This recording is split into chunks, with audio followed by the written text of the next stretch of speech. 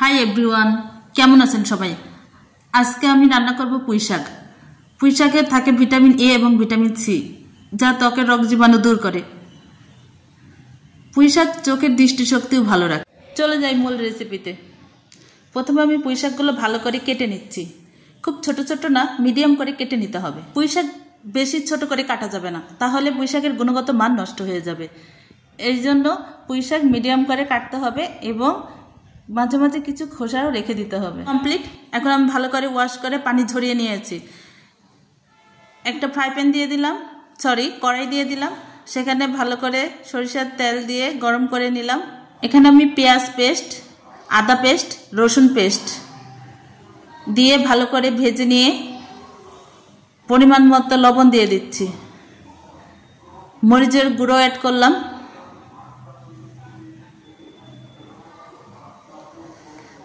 জিরার গুঁড়ো, ধনিয়ার গুঁড়ো,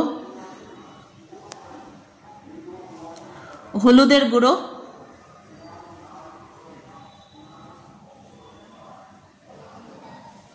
আরেকটু পরিমাণ ধনিয়ার গুঁড়ো অ্যাড করলাম। ভালোভাবে মশলাগুলো ভেজে নিতে হবে। কিছু পরিমাণ রসুনের কোয়া আর কাঁচামরিচ অ্যাড করলাম, তবে ঝাল আপনাদের স্বাদ মতো, যে যেরকম খান। একটু গরম পানি অ্যাড করে দিলাম। এখন আমি মাছগুলো দিয়ে দিচ্ছি। তবে এই রেসিপিতে মাছ আপনি ভেজেও দিতে পারেন।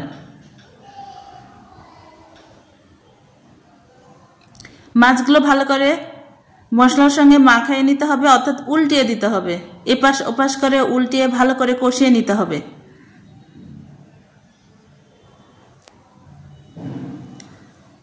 এই তো কষানো কমপ্লিট। মাছগুলো আমি উঠিয়ে নিচ্ছি, তবে খুব আলতো করে উঠাতে হবে, না হলে কিন্তু ভেঙে যাবে। দেখুন বন্ধুরা, মশলার কালার কেমন চলে আসছে, মশলার উপর থেকে তেল উঠে আসছে। এখন আমি এর মধ্যে শাক দিয়ে দিচ্ছি। শাকগুলো ভালো করে ওয়াশ করে ঝাঁকাই করে রেখে দিয়েছিলাম, যেন পানিগুলো ঝরে যায়। আমি কিছুটা আলু অ্যাড করেছি, এটা অপশনাল, আপনাদের পছন্দ না হলে এটা স্কিপ করে যেতে পারেন।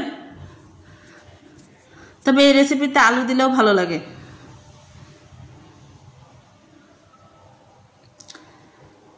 শাকগুলো আমি সম্পূর্ণই দিয়ে দিলাম। এখন ভালো করে নাড়াচাড়া করে দিতে হবে।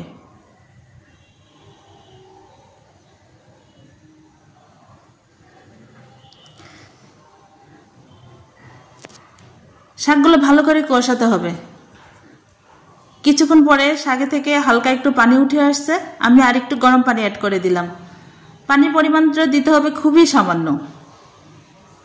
ঢাকনা দিয়ে ঢেকে দিচ্ছি কিছুক্ষণের জন্য, যতক্ষণ না সিদ্ধ হয়। এই তো আবার নাড়াচাড়া করে দিচ্ছি।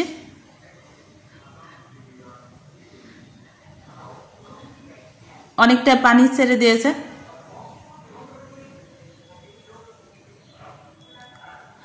এখন আমি মাছগুলো অ্যাড করে দিব।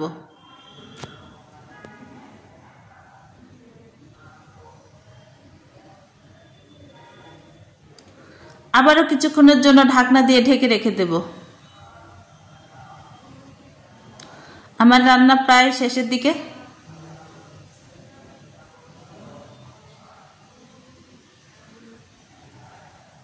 একটু হালকা হালকা ঝোল আছে, এটা আমি রেখে দেব। তবে আপনারা শুকনাও করতে পারেন। জিরা ভাজা গুঁড়া অ্যাড করলাম। এই জিরা ভাজার গুঁড়া দিলে খুব মজা লাগে। রান্না প্রায় কমপ্লিট। আপনারা অবশ্যই বাসায় এই রেসিপিটা তৈরি করে খেয়ে দেখবেন, আশা করি খুব মজা লাগবে। ওকে, ভালো থাকবেন, সবার জন্য শুভকামনা।